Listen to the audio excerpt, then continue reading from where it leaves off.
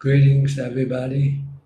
Welcome to another live Q&A session. The time is now about 11:50. So this will probably be the time that I'll be coming in from now on during this coming month because of the sun rising a little bit later. So I come in a little bit later than usual. This will be probably the time that I'll be seeing you every Sunday morning. So I hope you can understand. And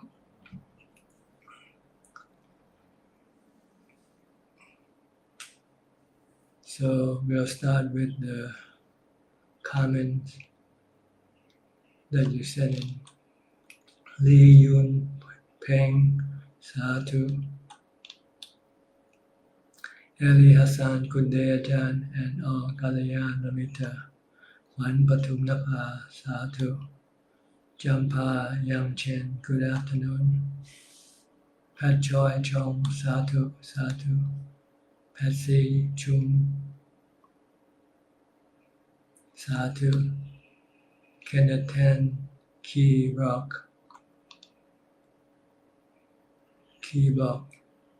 greetings Ajahn Satu Satu, Sue Christy Satu Satu, Paul Leng Soon Satu to Ajahn, Jack Ling Tan, greetings dear Ajahn. I am feeling so blessed to be able to listen to your Dhamma teachings on my birthday. Happy birthday to you. May your life be worthwhile by practicing the Dhamma teaching of the Buddha. Kenneth Hunt, good morning Ajahn. You are clear. Thank you, Kenneth. Hope you are well. Walai Pon, Satu Satu. David Silananda, Satu Satu. Sumudu Gitani, good morning. Megawati Lao, greeting Ajahn. Li Yun Peng Satu. Sumudu Gitani, Satu Satu. Yo SC Tanajan Satu. Lao Chin Giek, Satu Ajahn. Chu Jin, good afternoon all, and my respect to Ajahn. Thank you Ajahn for being here with us. I am from Malaysia. Thank you. Eli Hassan, sound clear Ajahn. Thank you and my respect for your kindness to teaching the Buddha Dhamma to us again this afternoon. You're welcome. Anthony Chan, greetings Ajahn. Vicky Tan, good morning Ajahn, listening from Singapore. Thank you. Joanne Lim Chu, Ian, Satu. Paul Leng Soon. What is Ajahn opinion or practice? Just vipassana, can it be effective? No, because you will not be able to get rid of your defilement that way with just vipassana alone, without the support of samatha, without the support of the fourth jhana, which has equanimity. So you have to develop equanimity first. Then you can use vipassana to get rid of your defilement.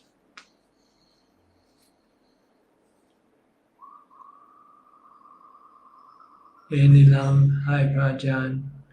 May I know someone at the Vihara who can assist me in the offering of requisite to you, Satu?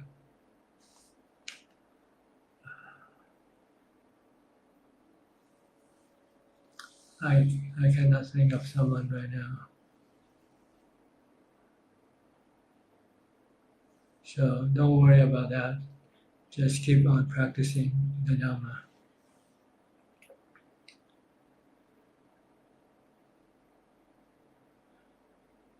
Question from Tina, Indonesia. When someone a photo taken from internet and places the logo from his own meditation center on the photo and then adding quotes from the sutta. Is this the right thing to do? Is this considered as breaking the precept?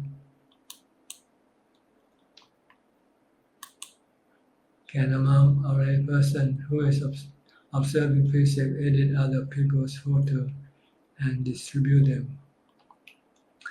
I guess it depends on the intention, I guess. If the intent is well, it's good, bring benefit, it shouldn't be considered to be breaking the precepts.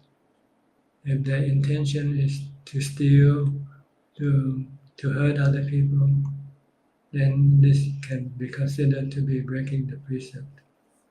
So look at the intention and the result of the activity.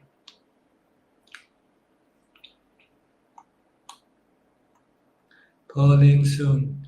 Can meditation practice without concern to Buddhism? Well, I'm not sure. What do you mean by concern to Buddhism? Buddhism teach you how to meditate.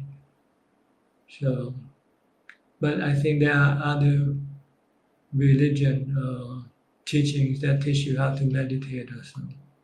So you can choose whichever teaching you like in order to meditate.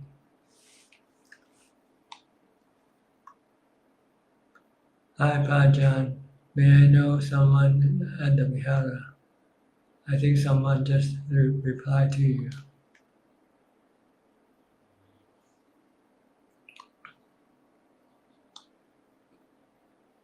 Kek Dien So, dear Ajahn, reading from Penang.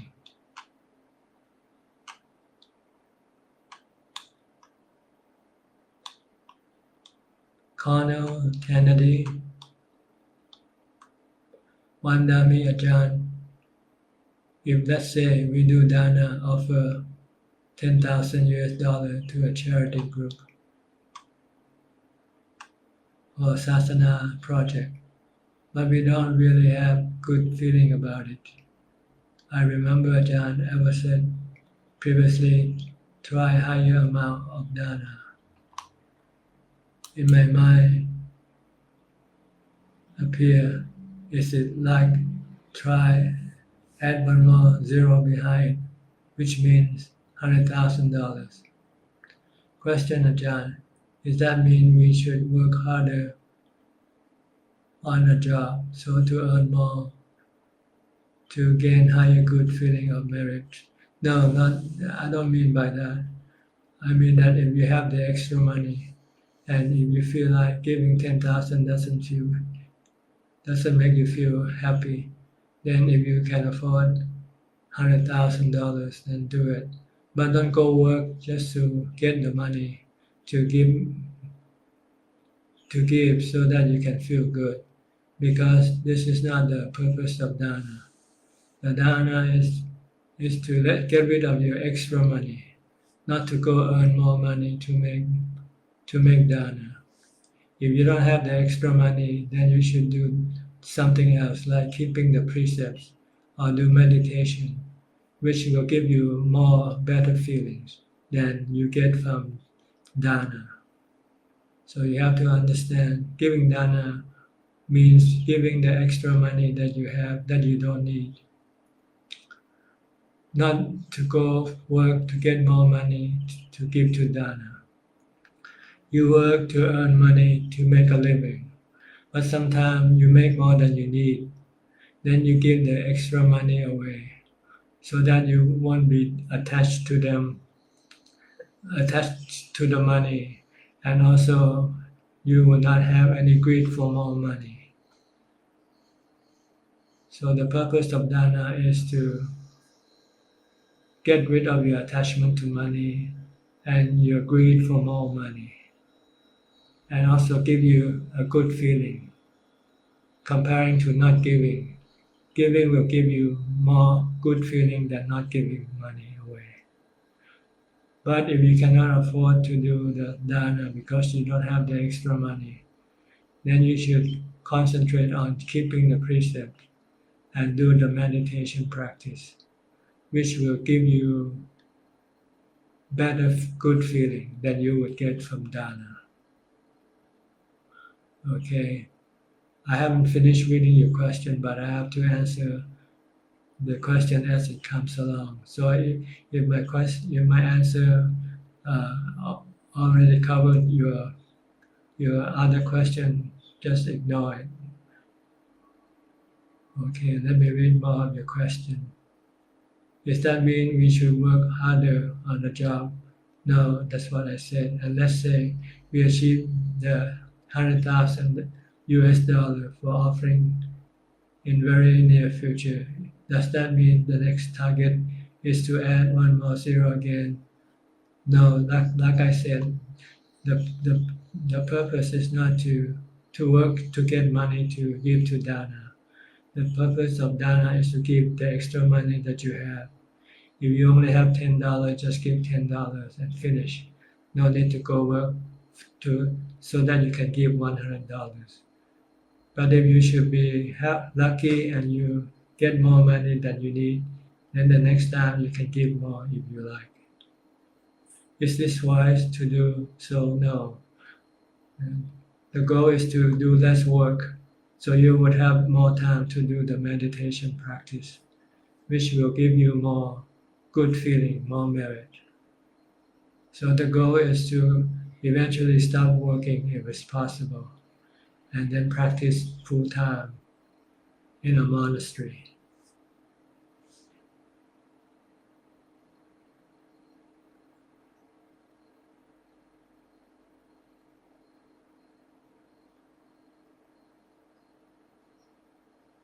So I think I answer your next questions. Is this wise to do so? Put more effort uh, on a goal to earn more, which means less time to learn and practice Dhamma, because more time wasted to earning money instead of practice. So you don't want to do this. You want to do as little work as possible, so you will have the time to study and practice the Dhamma.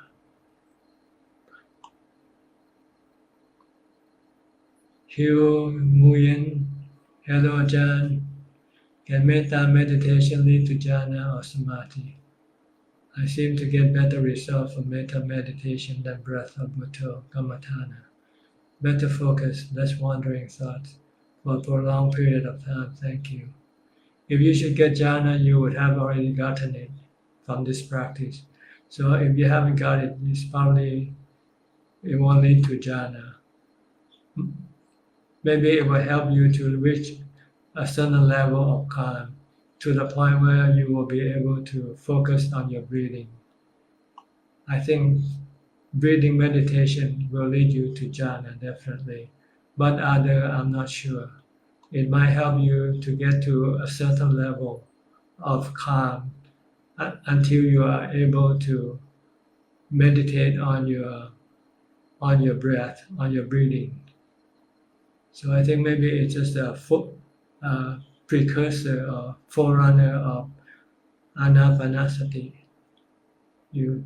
Sometimes you're angry at someone, so you use this metta meditation to calm your anger.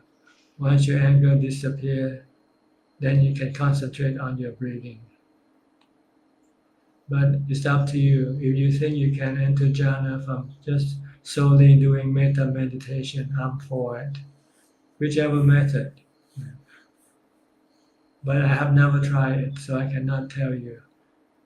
I principally use either the mantra or the anapanasati, watching of the breath, to get the mind into calm, into jhana. Investigation of the painful feeling also can lead you to jhana.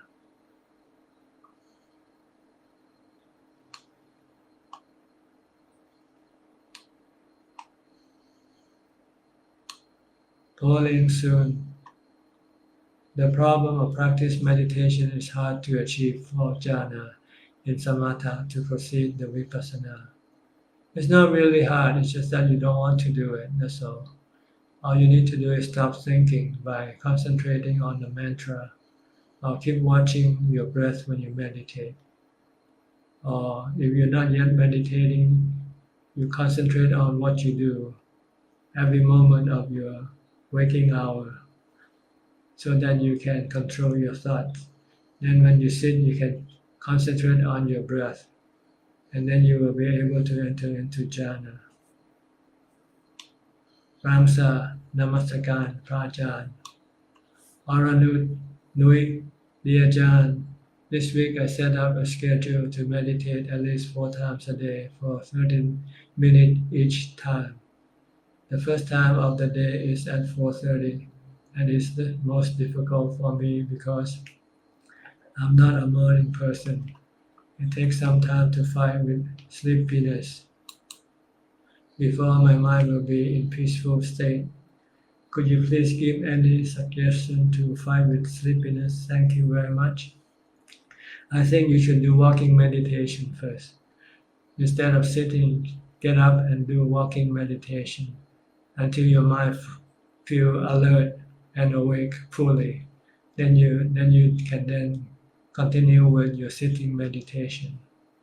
Walking meditation will give you more mindfulness and also eliminate your drowsiness.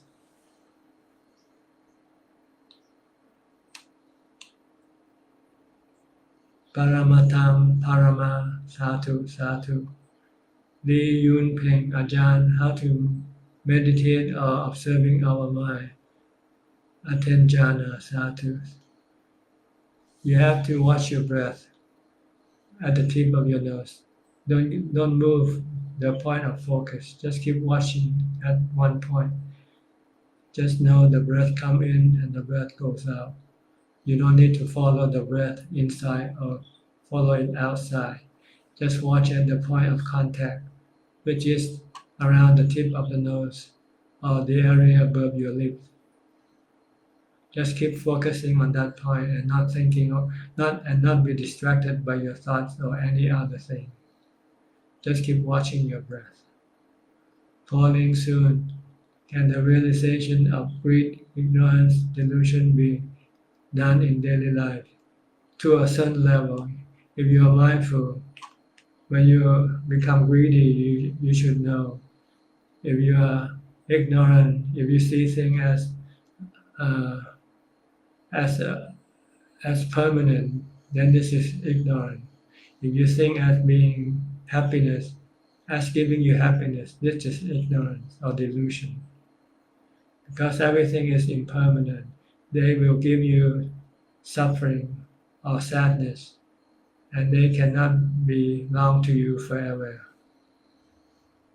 or under your control forever.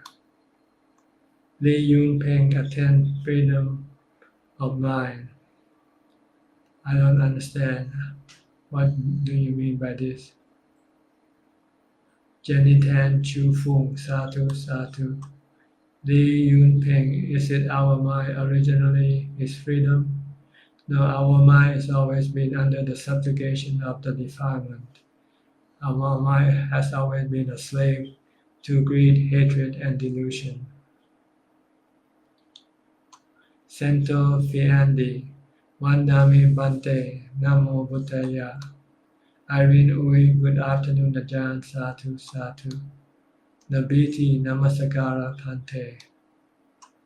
สอนดวงพรเดชสาธุสาธุ Sunny Lim, good morning Ajahn. Thanks so much for sharing the Dhamma with us, and we hope Ajahn in good health. Sadhu, thank you. Pauling soon. Just to ask Ajahn, the problem of human is just the mind knower, right? The problem of human is the defilements, greed, hate, and delusion in the mind. So we have to purify the mind with the practice of samatha and vipassana bhavana with the support of sila and dana. Kenny Lee, dear Ajahn, If after 40 minutes of Buddha recitation, I feel pain sensation on my leg area, should I focus my attention to the pain sensation? Kindly advice. Greetings from Malaysia. Many thanks.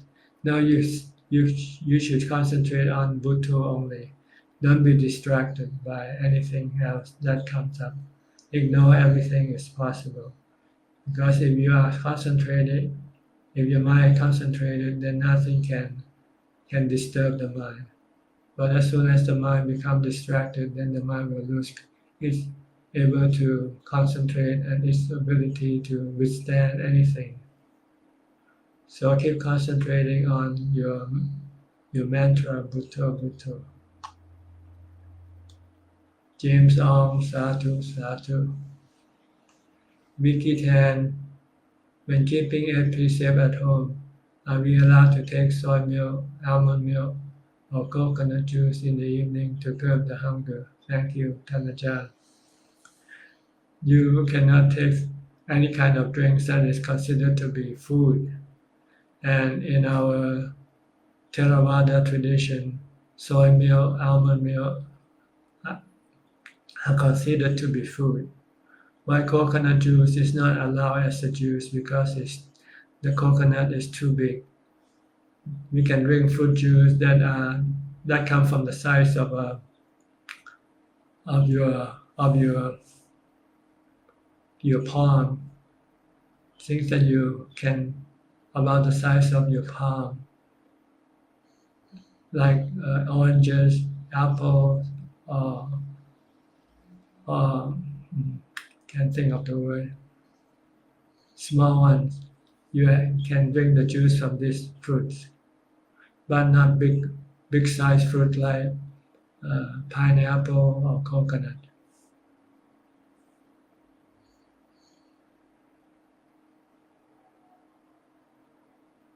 Lee Yun Peng, Sadhu, Sadhu. Falling soon. Can Ajahn tell us why I am here in this life? Because of your cravings. You still have craving for sensual pleasure, craving for being, and craving for not being. This is the cause that caused you to be born again and again and again. You will stop being reborn after you have get rid of your cravings. Shaya Nama Guram Satu Sata Satu Ya Chanicha Satu Bilim Satu Satu Ajahn. Hi Eng Yu. I find it difficult to let go of my worries and keeping replaying my worries in my mind. I chant a mantra, but it helps temporarily. I remind myself of impermanent, but still want when I'm too free, my mind falls back to my worry, too mindful of my worries. It's the problem.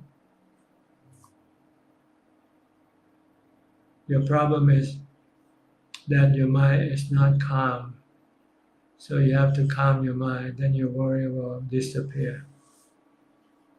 The cause of your worry is because you cannot see that everything is not under your control.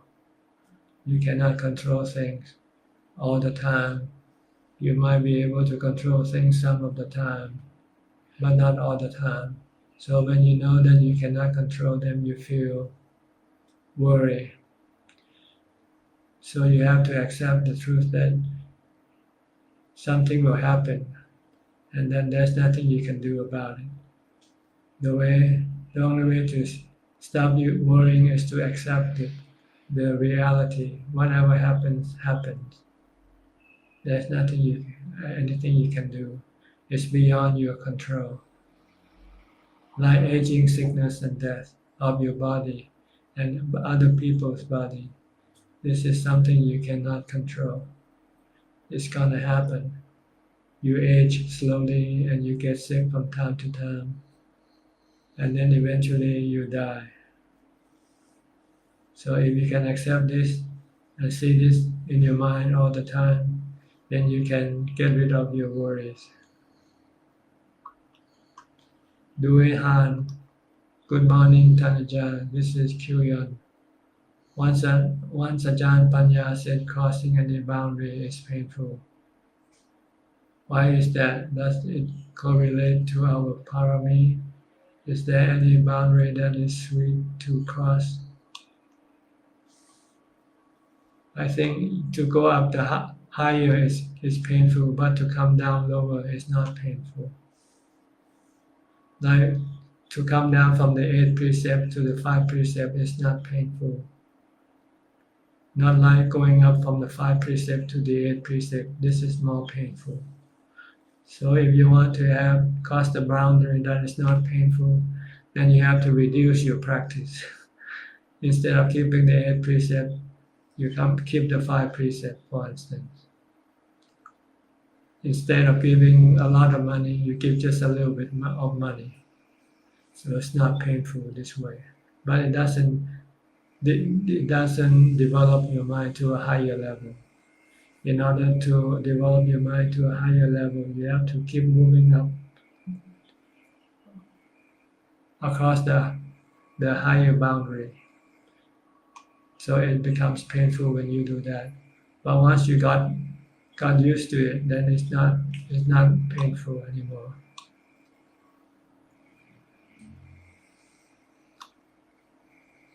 Pasana, good morning, Ajahn. The more I focus on mindfulness, the more the mind is still. Thank you very much, teacher.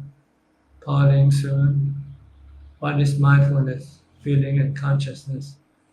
Like level jhana would appear, then we can proceed to vipassana practice. When your mind becomes still, peaceful, and happy, and neutral, having no feeling of greed, hate, delusion, and fear, although it might be temporarily, this is what you want to try to keep your mind in this kind of state, a state of equanimity. Ui pu po hua suki hotu Ajahn. Sally Chi, Satu Satu. Jampa Yang Chen. I feel disturbed seeing lizard. My brother said to send metta. What is your advice? Thank you. Stop your mind from reacting by concentrating on your mantra. Bhutto, Bhutto, Bhutto. When your mind becomes calm, then it will have no aversion when it sees something. So try to calm your mind with mindfulness. Bhutto, Bhutto, Bhutto.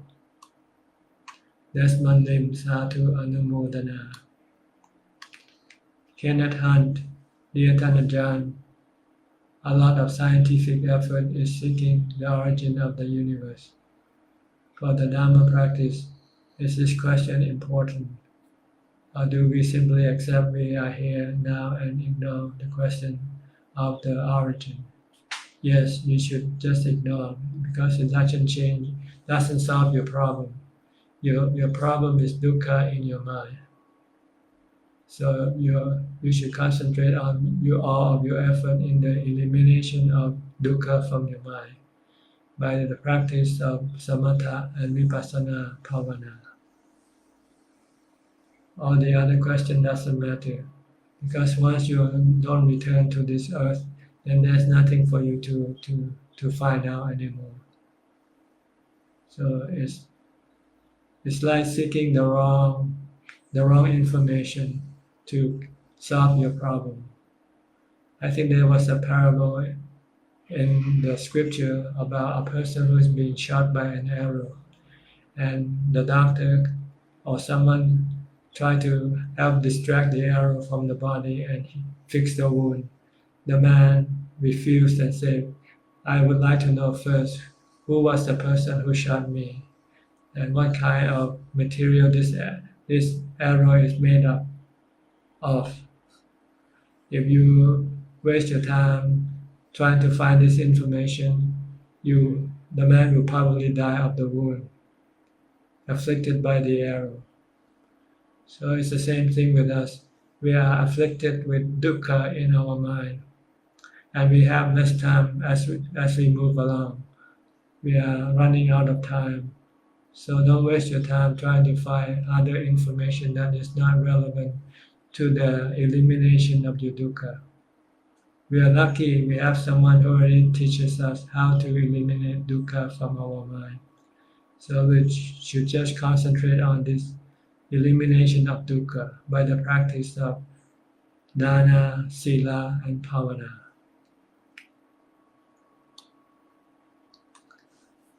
Falling soon is the age-old is obstacle for practice. It means the old people cannot enlighten. No, it is harder for older people to become enlightened, but it's easier for younger people because they have the vitality to do a lot of walking meditation, for instance. But it doesn't mean that old people cannot become enlightened. Some people can become enlightened on the sick bed, on the dead bed, like the father of the Buddha, who was taught by the Buddha during his dying days, and he became enlightened 7 days before he passed away. So it's not just the factor of age alone. There are many other factors also that can involve in your becoming enlightened. Your ability to learn, having a good teacher or not, this can be some of the conditions. Hi Ing Yu, excellent response to my question of worry, Satu. The answer is to accept reality and not cling to my worries or past events. Am I right, Ajahn? Yes. The past is gone, the future is not certain, and the present is constantly slipping out of your hand. The present is constantly slipping out of your hand. So do not be attached to anything. Let thing comes and let thing goes. Eventually you will lose everything anyway. Hemlata M. I am a physician. I read medicine books. Last time I recited Maha Yutri mantra for a few days. My job location is changed in forest region due to official transfer. Since then I stopped reciting it. Can I recite it again? Yes, you can do it anytime you like. The more you do it, the better it is for your mind because it will help you have more mindfulness and have a calmer mind. So it doesn't hurt at all to recite mantra anywhere, anytime, except that you have to really concentrate on reciting, not just reciting and then thinking about other things at the same time. When you recite, you should not think about other things. You should solely concentrate on your reciting of the mantra only. Not let your mind go think about other things at the same time. Michael Cheng, dear Ajahn, like to ask if we do gain merit by doing chanting every day. Yes, chanting will give you mindfulness, and mindfulness will make your mind becomes calmer and happier.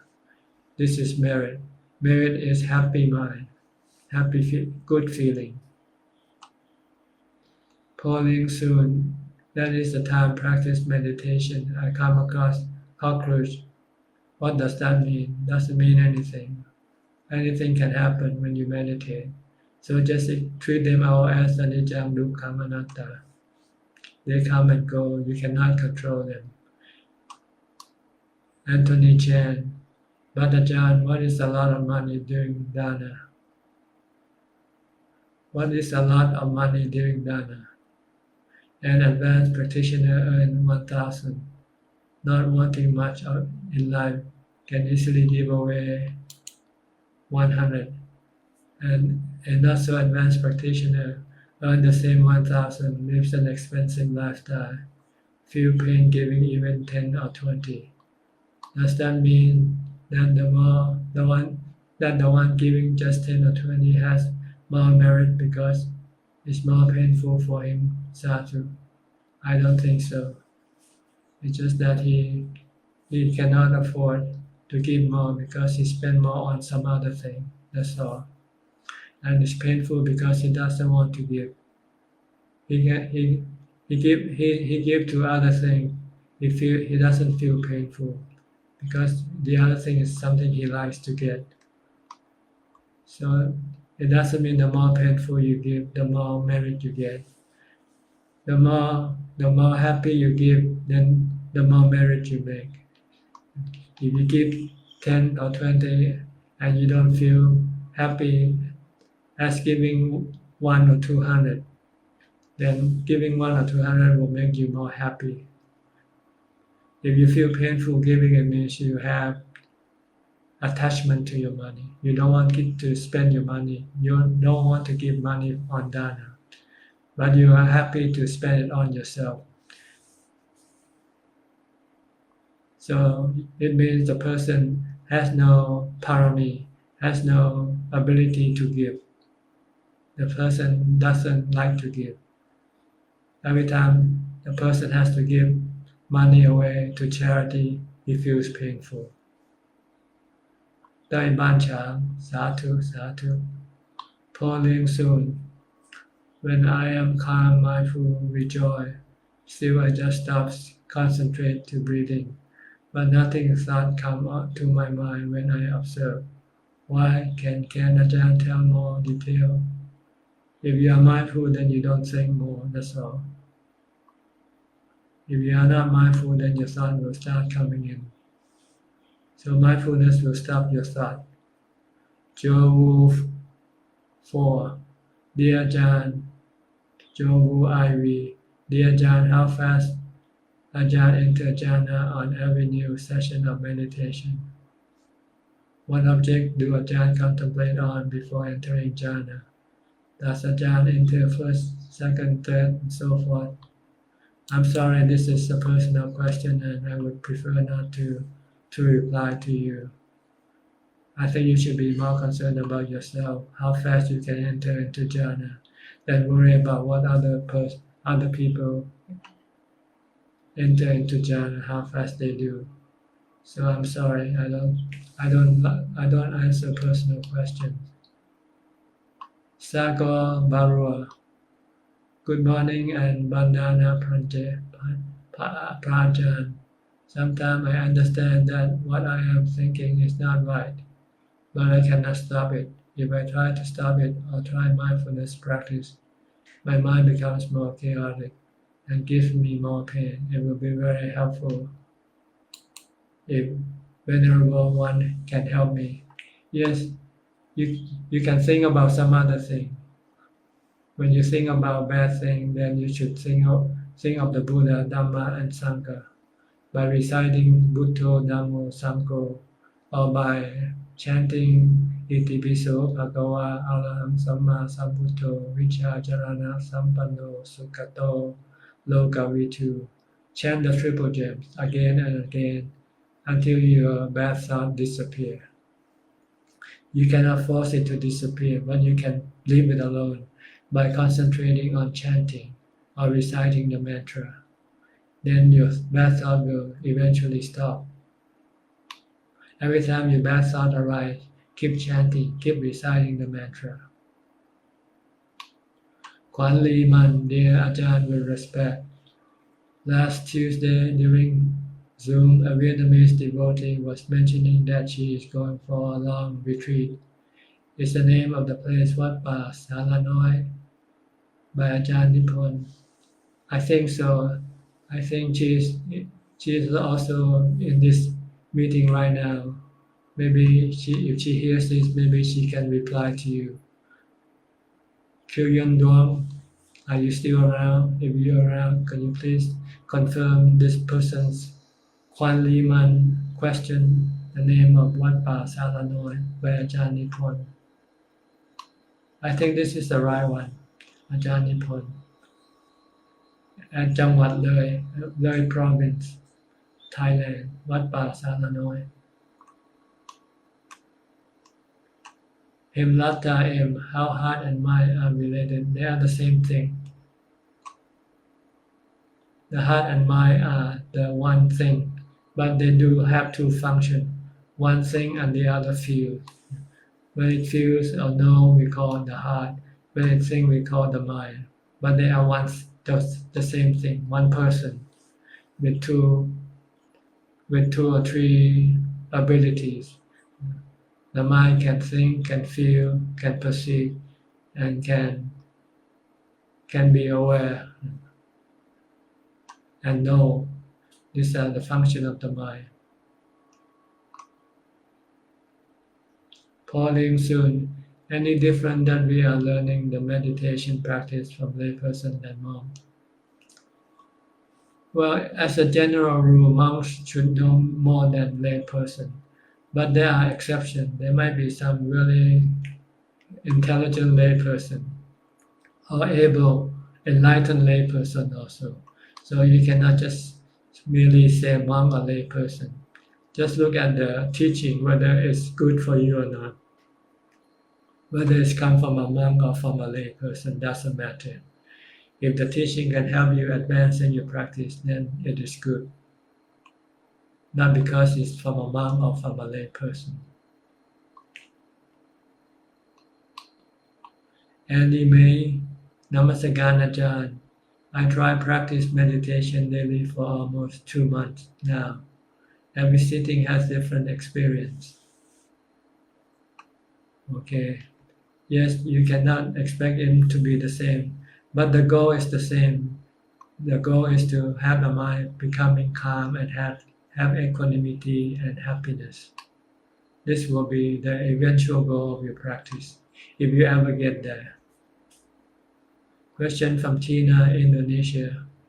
When a devotee offers food to a monk, but he doesn't give it directly to the monk, that is, the devotee puts the food on the table, that is intended for food offering to the monk. Does this mean that the offering is not counted because the monk doesn't use his hand to receive it? No, once you give, doesn't matter which method you give. It depends on how each temple arranged for you to give. You just do what the temple tells you to do. If they ask you to put the food on the table, just put on the food on the table. And then someone will then eventually bring it to the monk. Even if it doesn't get to the monk, you still have made your dana. You still can receive the result from your dana of giving. So don't worry. Just give away, and it doesn't matter who accepts it or how they are accepted. Once you give away, you have let go of your attachment to your possession. This is dana. This is the purpose of giving for you. But as far as the other end, it might go to the monk, it might go to somebody else. That depends on the situation. But it doesn't matter to you. What matters to you is to let go of your attachment to your possession. Joe Wu, dear Ajahn, how and when to shift from jhana to vipassana? When you meditate, you do jhana. When you come out of meditation, then you can do vipassana. When you're not meditating, like when you're doing walking meditation, you can either concentrate on a mantra, or you can contemplate on vipassana, contemplate on the impermanent nature of the body, the asubha nature of the body, for instance. You can do it anytime when you're not meditation, vipassana. But when you meditate, you don't do vipassana. You do samatha, you do jhana. Duehan, yes, Kwan Liman, that's right. Okay, Kwan Liman, your information is right. Duehan is the person you mentioned about in the Zoom meeting. She uses a different name here. Michael Saw, Satu, Satu. Nabeti, dear Ajahn, when I meditate, I can calm my mind, but my Vedana want me to finish it. What should I do? Thank you. You should just ignore your Vedana and concentrate on your meditation. If you cannot watch your breath, then you should switch to a mantra. Keep reciting the mantra and ignore the pain. eventually your mind will become calmer and will be able to ignore or withstand the pain. So you should try to continue on when the body becomes painful. Don't give up. Keep focusing on your breath if you can. If you cannot, then recite the mantra.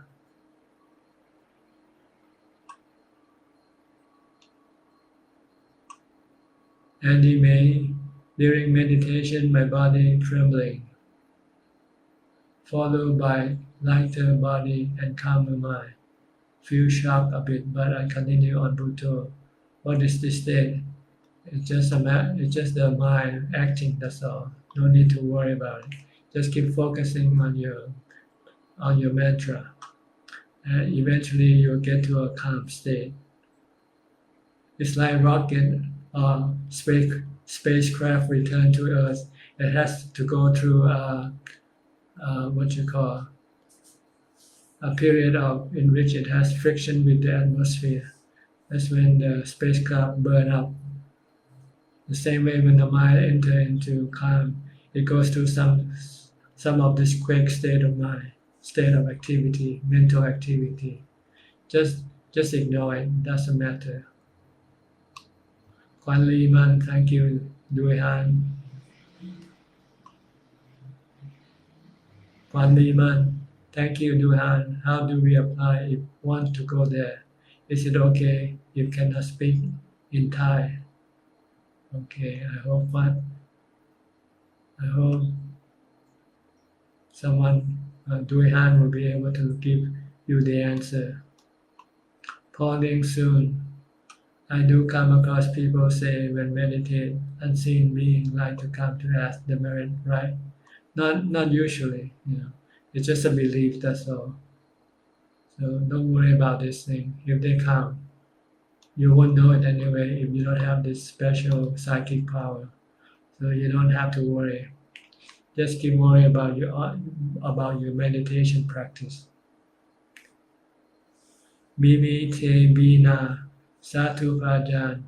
When keeping 8 precepts at home and listening to Dhamma talk in YouTube, suddenly there is advertisement in between, which is sort of music advertisement. Is this affected my 8 precepts as we are refrained from music? Kindly advise. No, it's something that not coming from your own volition, and it's okay. Just ignore it. When you hear the music, just lower the volume and wait for the advert to pass, then turn back up the volume again. You're not breaking the 8 precepts because you did not do it on your intention. It just come up as part of the cost of listening. You have to pay for advertisement to listen, so it's okay. Don't worry about it. We have about 12 more minutes left, so you can still send in your question.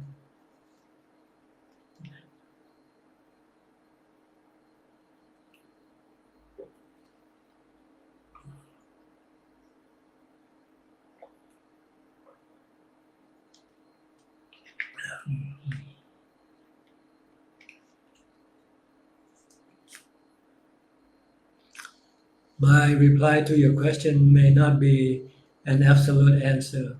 There is possibly many different methods or ways to answer your question. I just happen to know this way and this method, so I answer it to you.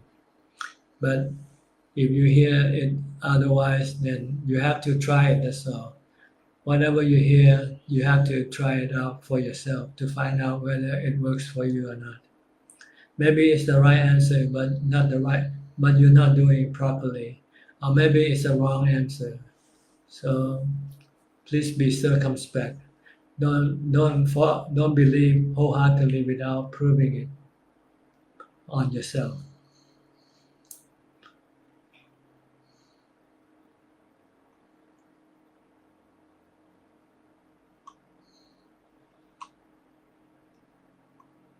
Anime, Ajahn, is it possible that we can see one of our past lives as ghosts or in Peter realm?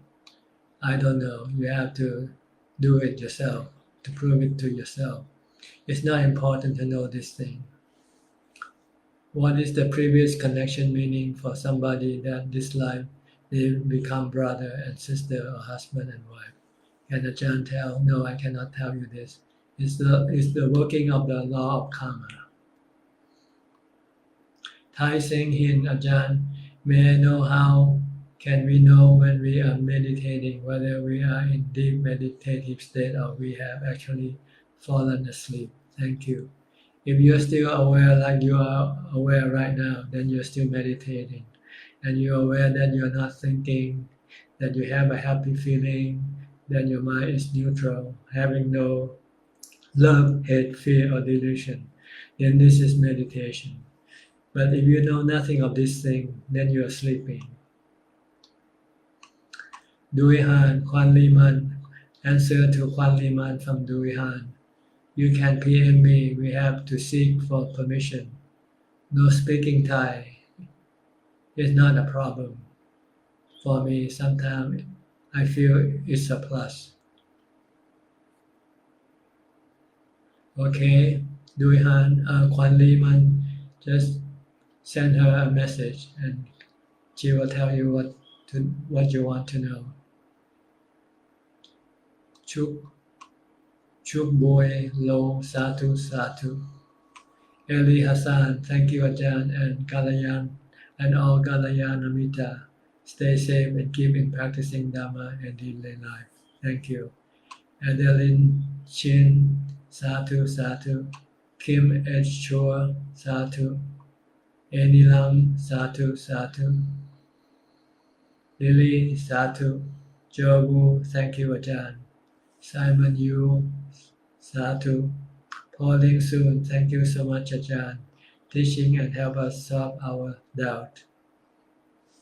Sue Christie, afternoon Ajahn. It is advisable to do dana at a temple where committee members frequent there, not practicing the Buddha's teaching and breaking precepts.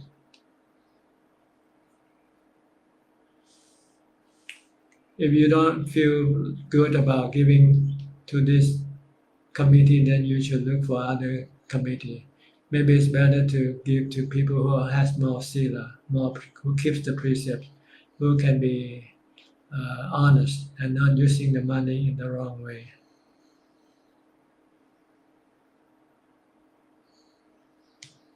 Pauline soon. Why this time I meditate, I used to bend down my body downward. It's just normal for your body. When you're not mindful, your body will slump. But if you're mindful, then the body will not slump forward. Check link 10, dear Tanajan. You mentioned that some people like the Buddha's father attain enlightenment in their deathbed. Why is that, Tanajan? Because reality is forcing them to look at the reality which is impermanent. Before that, even you're not sick, you think death is far away, impermanent is far away. So you don't want to deal with the problem then. But when you are forced to deal with the problem, when you are forced come face to face with impermanence of the body, if you can accept and let go of your attachment, then you can get rid of your dukkha. But if you cannot accept this dissolution or the death of the body, then you will have dukkha in your mind. So if you don't want to have dukkha, then you have to accept death and let go of your attachment to the body. But if your body is well, then there's no problem for you to solve. So sometimes you don't want to solve the problem because you don't want to give up your attachment to your body yet. But when you have to force to give up the body, then you do it with the right instruction. Then you can become enlightened that way.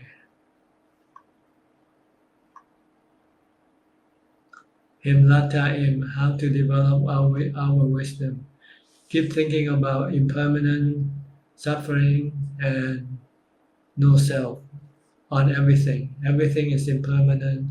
It will give you suffering, and there is no self in everything. This is wisdom. This is the way to develop wisdom. Kwan Liman, dear Ajahn, thank you very much. The mind calms down easily and I try to sit for 1.5 hours. It is empty, still and quiet, but my body bends and I move it straight. Is it alright? You should worry about your body because it will then disturb your mind that way. Just leave the body alone. Once you start meditating, if it's gonna slump a bit or not, let it be, don't worry. Keep concentrating on your meditation. When it wants to move before the time I set, I make a strong determination not to move. Ajahn, this will strengthen the mind more and more if I determine. That's right. Just forget about the body once you start to meditate. Just keep focusing on your meditation object. Avidly, sadhu, sadhu.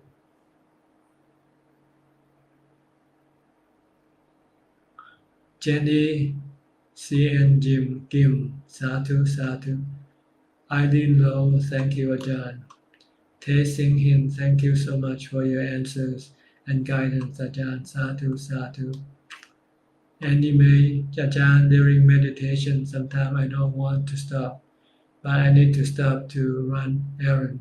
Please advise on the right way to end the meditation session.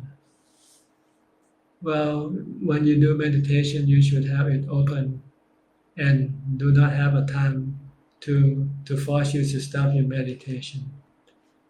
But if you have to, then you just have to accept it. But it's better to sit without having any worry about when to stop your meditation, because you want to meditate as long as possible. But if you can only meditate for 30 minutes, then you just have to accept that that's all that you can do for now. But eventually you want to sit for as long as possible without having any time constraint on you, on your meditation. Ya Fang Chu, Sadhu, Sadhu. Dui Han, thank you very much, Tan Ajahn.